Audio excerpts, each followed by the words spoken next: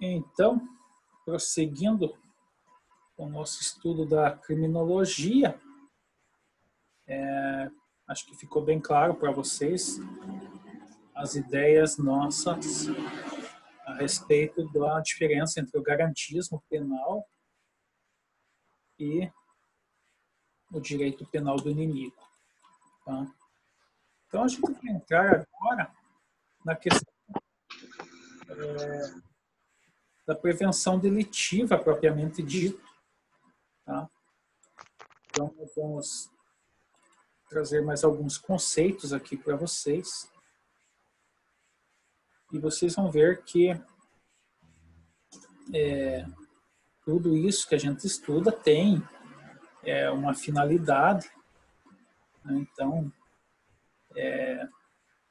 a criminologia ela não estuda só os fenômenos, mas ela também deve buscar a solução, né, dos problemas levantados aqui pela criminalidade. Então, na prevenção delitiva, nós vamos ter, né,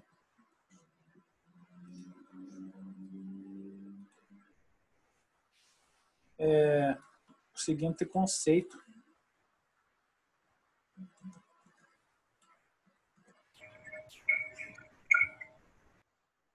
Prevenção delitiva trata-se do conjunto de ações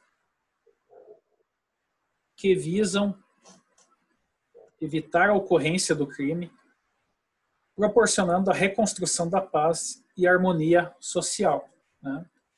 Então, isso aqui é o conceito, né, do que é buscado com a prevenção delitiva.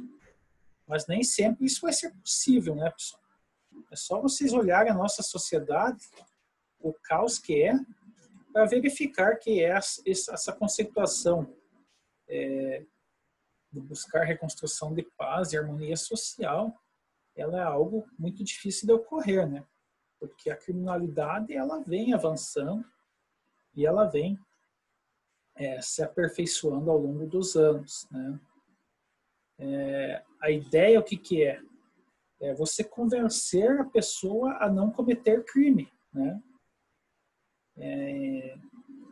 Então, existem várias questões aqui. Você pode utilizar a mudança do próprio espaço físico, vai entrar aquela questão de mudar as arquiteturas, melhorar a iluminação pública, você criar muros mais altos com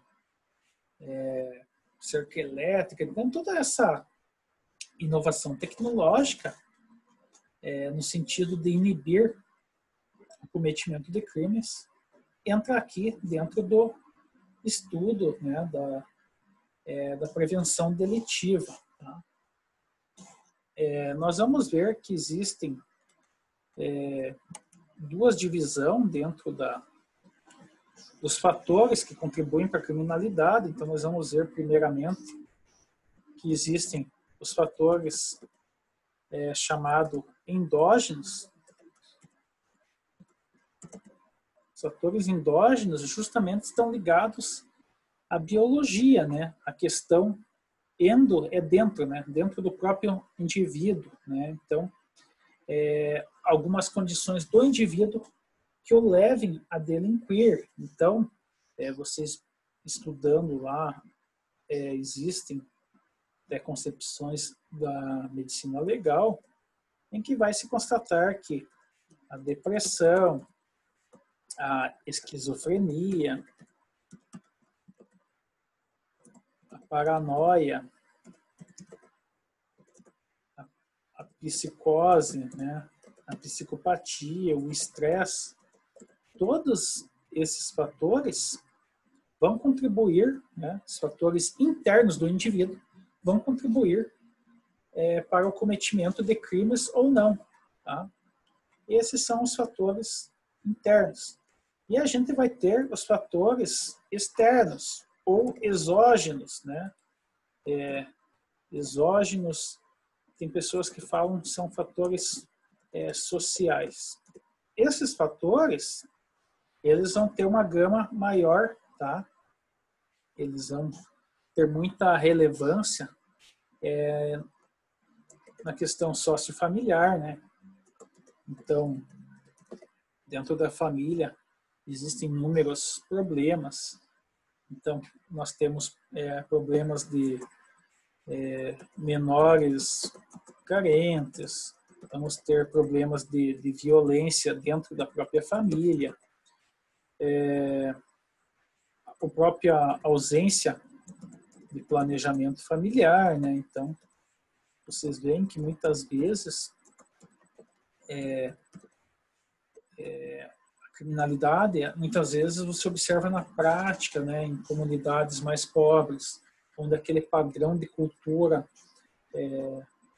não se tem essa ideia de vou ter 1 ou 2 filhos para dar uma melhor condição para os dois, para que meu esforço seja voltado para esses dois, né? Então, se cria aquelas ideias de que Deus quis, aí vai nascendo 5, 6, 7 filhos e Deus vai querendo, e todas aquelas condições de miserabilidade, falta de acesso, de falta de educação, falta de serviços públicos, falta de políticas públicas. Então, tudo aquilo vai se somando e vai reproduzindo um ciclo de pobreza, onde a facilidade, né, onde a porta para a entrada na criminalidade é um processo muito mais natural, né, porque se você tem ausência de oportunidades de ascensão social, de estudo, possibilidades de empregos, de educação, tudo isso vai ficando mais difícil, né? Também a questão, fatores chamados socioeconômicos, né? Aqui é toda a questão financeira, né, pessoal? Então entra aqui a questão da pobreza, né, o desemprego, a fome, né, pessoal? O problema da migração, né, que ocorre. Então, muitas vezes, a pessoa sai do interior lá, de uma vida rural, e vem para a cidade achando que a cidade grande vai o absorver, e muitas vezes ele tem uma vida ainda pior vindo para a cidade grande, ou migrando de um estado mais pobre para um estado que seria mais desenvolvido, né? Basta a gente ver os problemas sociais que ocorrem na cidade de São Paulo, né? Com a migração em massa que ocorre.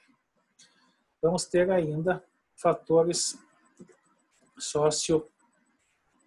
vai ser bonita essa palavra,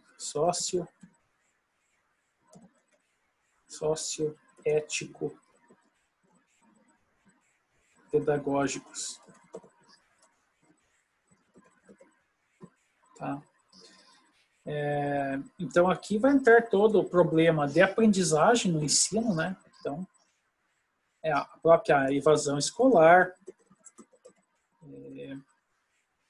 a falta da formação, né? Então, muitas vezes não é só a educação formal, mas a falta de formação moral, né? Problemas de desenvolvimento da própria cidadania. Então, eu não sei se ainda ocorre, mas acho que sim. Existia uma lei, mas acho que ainda está em vigor, que existem dentro da escola pública, as crianças em menor idade, elas são aprovadas compulsoriamente, né? Então elas passariam de uma série para outra, ainda que não conseguissem serem alfabetizadas, né?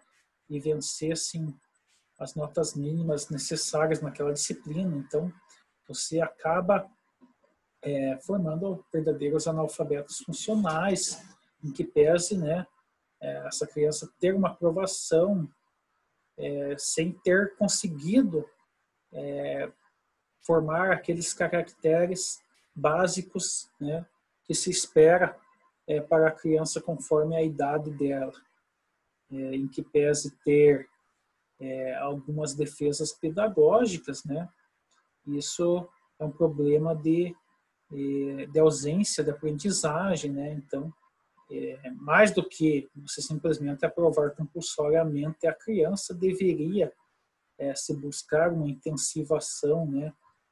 Pegar essa criança e realmente trazer ela, né, para o contato da disciplina, para que ela realmente aprendesse a disciplina, do que simplesmente você Estado, fazer de conta que aquela criança aprendeu a disciplina e ela está aprovada, né, sem ter as mínimas condições de continuidade no processo de aprendizagem pedagógico.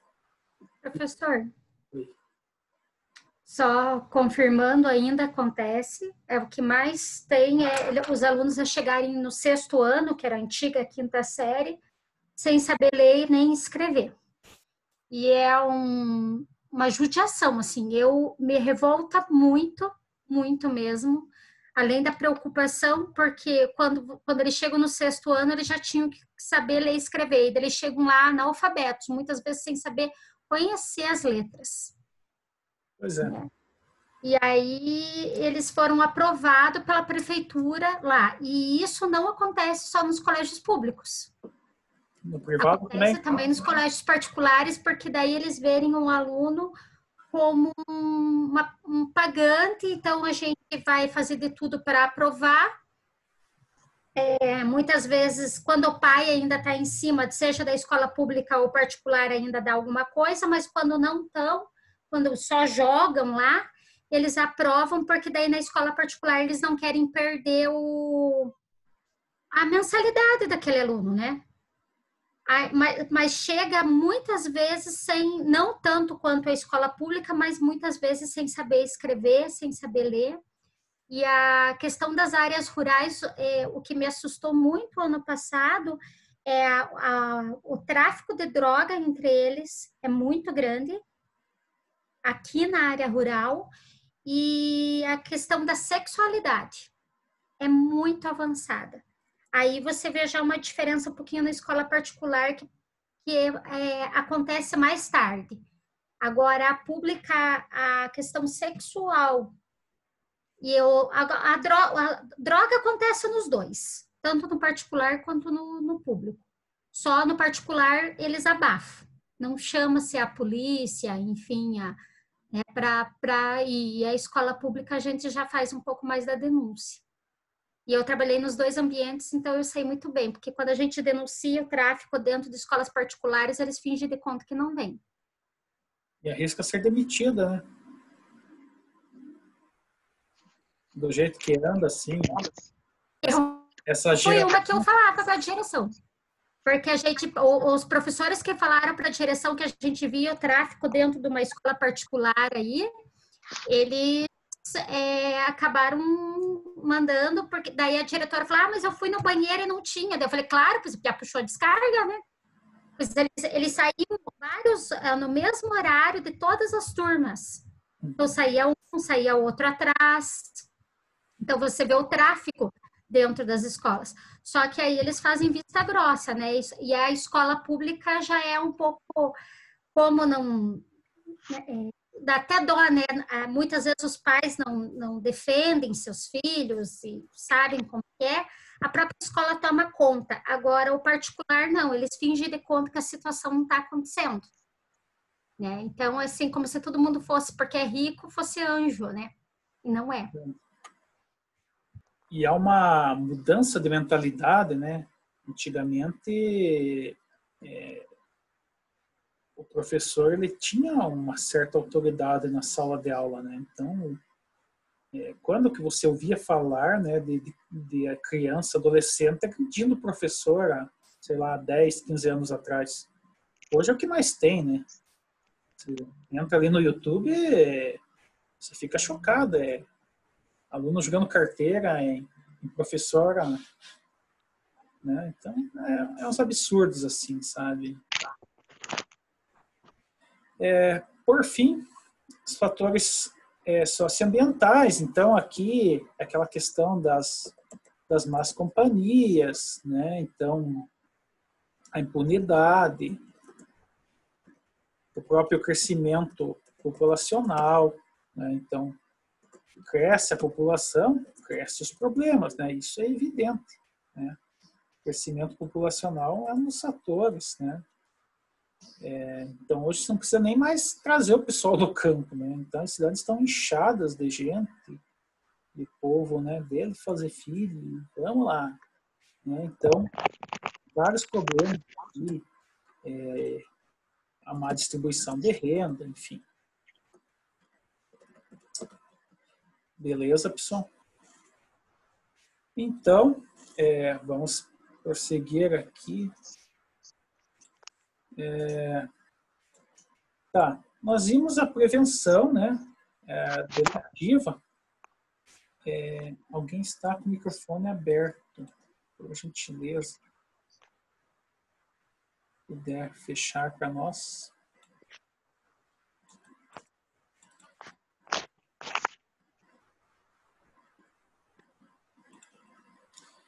Então, o que ocorre? Né? Nós vimos aqui, né, a prevenção e tal, e para que a gente consiga, na verdade, buscar essa prevenção maior, né, então o Estado ele vai se lançar de várias formas de prevenção. Tá? Então, dentro da ideia, nós temos a divisão da prevenção em modalidades, né? Nós vamos ter aqui a prevenção primária,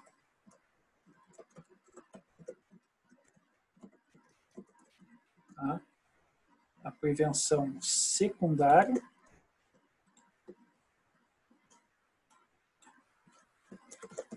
e a prevenção terciária.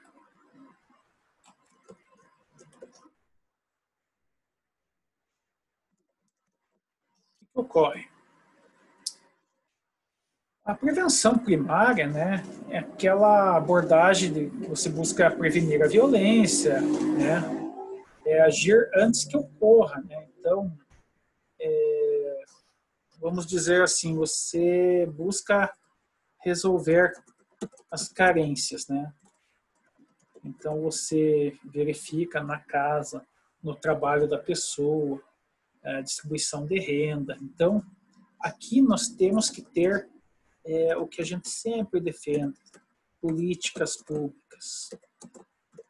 Políticas públicas de inclusão, onde realmente as pessoas tenham possibilidade de se desenvolver como pessoas. Todos tenham acesso à educação, todos tenham acesso ao trabalho, enfim, percebam a importância do Estado, né, no estímulo de políticas públicas. E por que a gente não concorda com essas ideias de Estado mínimo, que cada um se vire, que todo mundo vire empreendedor, como se no Brasil fosse possível, em cada esquina, né, o próximo Bill Gates, o próximo Steve Jobs. Então, a gente tem que pôr os pés no chão e verificar que quanto mais pobre o país, mais importante é a atuação do Estado, né? Porque no Estado onde todo mundo tem dinheiro e tem condição de crescer sozinho, sem o empurrão de ninguém, é fácil, né, você defender o Estado mínimo. Agora, num país como o Brasil, onde a maioria é pobre, onde a desigualdade de renda é imensa, como que você vai dizer, cada um seja empreendedor, né? Então, assim, assim, esse modelo que o pessoal endeusa, modelo americano, a gente não vê acontecer aqui, né? Então, aqui, o que é o empreendedorismo no Brasil, né? Não digo que eu sou contra. Óbvio que tem que existir esse empreendedorismo, mas não dá para todo mundo ser patrão, assim como não dá para todo mundo ser funcionário. Então, a gente precisa equilibrar as coisas, a gente precisa desenvolver, né, políticas públicas, participação privada, né, junto com a participação pública. Mas a gente vê agora na Covid a importância do Estado, né?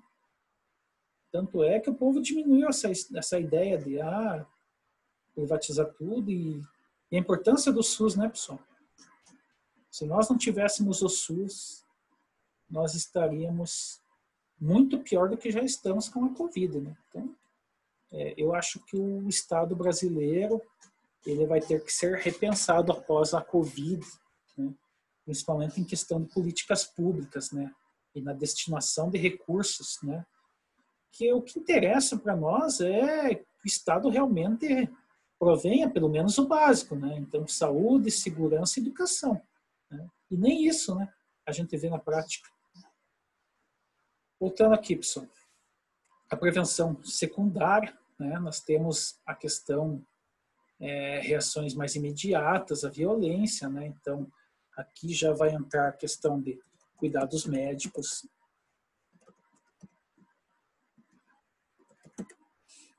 o tratamento de doenças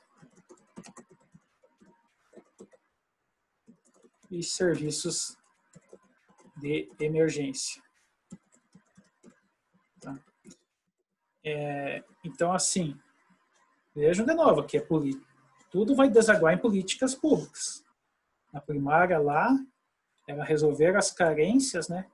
Aí não resolveu, né? Então, o povo lá não tem trabalho, não tem estudo, né? Então não há cultura, não tem renda, né?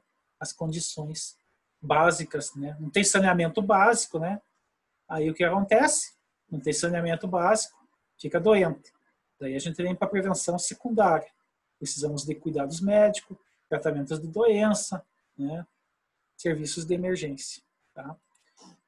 Aí não resolveu também, nós vamos vir para os cuidados prolongados e aqui já após a violência, né? Então, depois da violência, né, a pessoa que é vítima de violência, o que tem? Nós temos a famosa reabilitação, tá? Reintegração e os esforços para diminuir o trauma, né? Então, a pessoa que é assaltada, reage e na reação desse assalto leva um disparo de arma de fogo e não vem a óbito, né? Ela vai passar por isso, reabilitação, né? Muita fisioterapia, cuidados médicos, até se reintegrar na sociedade. Desculpe. Diminuir trauma, né? Questão psicológica. Então, existem muitos problemas, né? Então, por isso que eu falo, se o Estado ele investisse lá na base, né? Lá na educação básica, e possibilitasse que, poxa vida, todo mundo quer trabalhar, a pessoa realmente pudesse se qualificar, né? A pessoa pudesse ter a perspectiva do emprego, quanta criminalidade a gente diminuiria, né? Porque a criminalidade, lógico, tem gente que nasce com a ideia, vou ser criminoso, enfim. Mas quantas pessoas que acabam indo para o mundo do crime no desespero de ver um filho passando fome, enfim, né? Não que isso justifique, né? Estou desempregado, né? Mas vocês tentem pensar numa pessoa totalmente desqualificada, né? Que normalmente desenha o nome dela, né? Só sabe fazer um trabalho braçal e não consegue, mesmo assim não consegue emprego. Então chega um momento que essa selva, né? Do sistema acaba o cara se mata, né? Ou o cara entra para o crime. Então existem pessoas que realmente não têm a possibilidade mesmo. Não é que todo mundo, né? A gente pode falar, generalizar e dizer todo mundo é vagabundo, né? Assim, a gente também não pode generalizar todo policial é violento, né? Todo policial é truculento, né? Não é isso, né? A gente tem que começar a perceber os fenômenos dentro da criminologia na perspectiva de não fazer generalizações, tá? Nós temos que ter um comportamento de cientistas, né? De ciências sociais aplicadas, né? De ciências do direito, ciências jurídicas. Senão a gente fica aí se tornando mais do mesmo, né? Então a gente começa, vocês como operadores do direito que serão, vocês não podem agir com o linguajar do senso comum, né? Não pode, né, nem dizer bandido bom é bandido morto, e nem dizer, morta todos os policiais são fascistas. Isso daí é generalização burra, né? Então, pessoal, precisamos desenvolver um espírito crítico, tá, pessoal?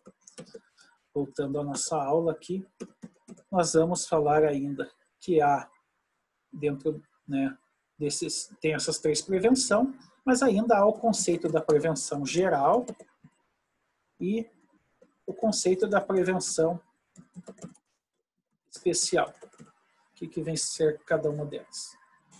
Então, a prevenção geral, ela vem dizer que a pena se dirige à sociedade como um todo, intimidando pessoas que estejam propensas a delinquir. Vamos por aqui, conceito.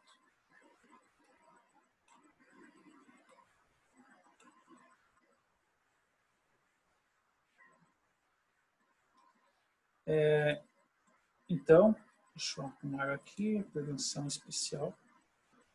Deixa eu copiar aqui. Fica melhor.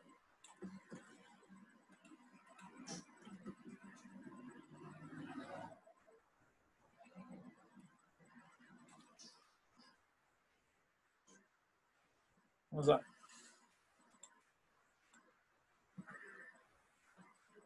Prevenção geral apenas se dirige à sociedade como um todo, intimidando pessoas que estejam propensas a delinquir.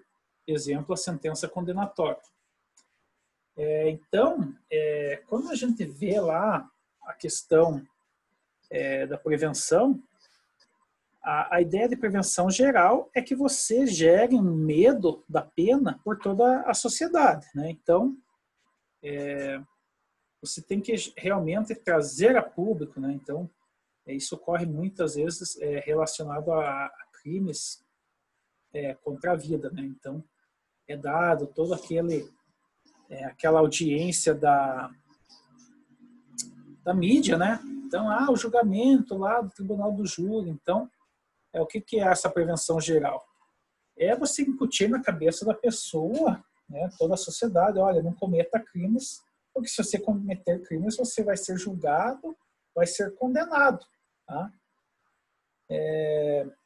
E a prevenção especial, ela é ligada, de forma contrária, ao criminoso.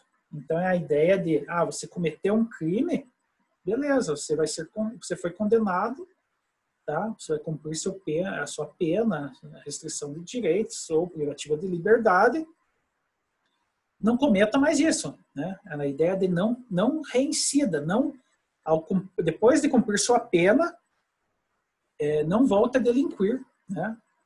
Porque senão você vai ser levado novamente ao cárcere. Tá?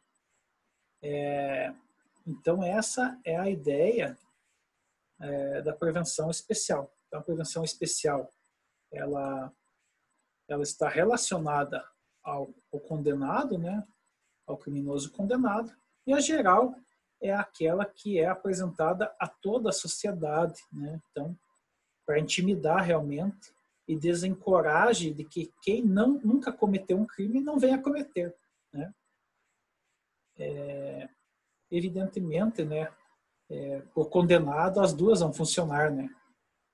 Tanto a geral como a especial, né? Não sei se deu para pegar bem certo o conceito. A gente já viu isso, né? Então, quando a gente falou lá dos modelos da reação social. Alguma pergunta, pessoal?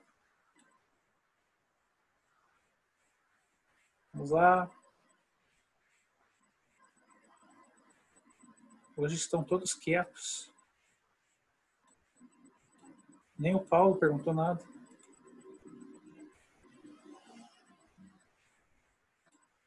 Verdade, mas não tenho. Não É a vi chuva. nenhuma coisa assim. É a chuva, né? Eu vou pedir rapidamente que quem está online escreva no chat seu nome completo. para que a gente feche a nossa chamada lá. Pode ser? E deixa eu abrir aqui o chat. Então, pessoal, estamos abertos aí. Ó, o primeiro a escrever o nome lá foi o Marcos Vir. Tá? Vou esperar os últimos escreverem. Essa forma da gente, né,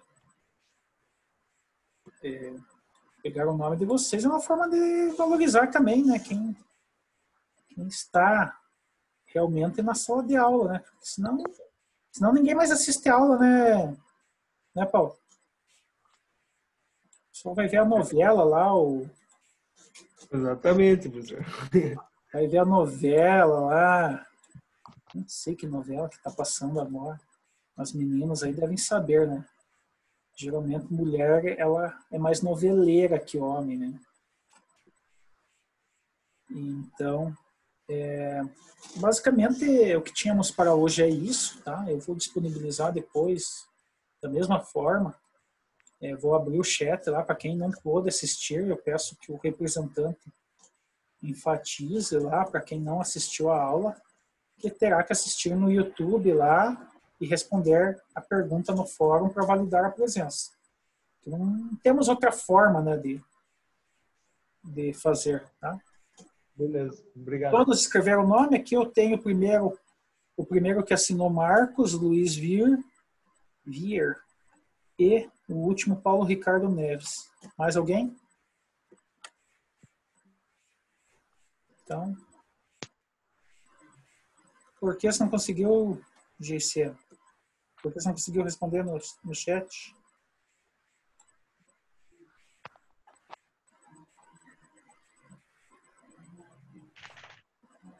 O que houve, GCL Rosa? Eu assisti o YouTube, mas não consegui responder o chat. Não achou.